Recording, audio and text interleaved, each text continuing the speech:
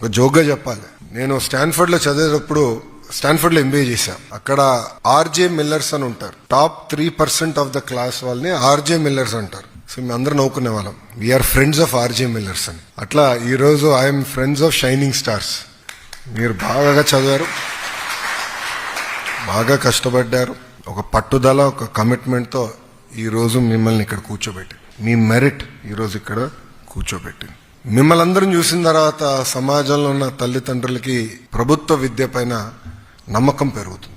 నేను ఎంత మాట్లాడినా, శాసనసభలో నేను ఎంత మాట్లాడినా రిజల్ట్స్ విల్ స్పీక్. నేను అదే అధికారులు చెప్తా, అవుట్పుట్లు కాదు, ఎన్ని గంటలు చదువు చెప్పేవాం కాదు, ఎన్ని సార్లు వచ్చారు కాదు, నాకు అవుట్కమ్ రిజల్ట్స్ లో మనం చూపించాలి సమాజానికి. ఒక్క నంబర్ పైన మనల్ని మెజర్ చేస్తారని పదే పదే చెప్పాడు. ఈ రోజు మీరు ప్రభుత్వ విద్య పైన నమ్మకం పెంచిన వాళ్ళు అవుతారు. నిజంగానే I am very proud of you.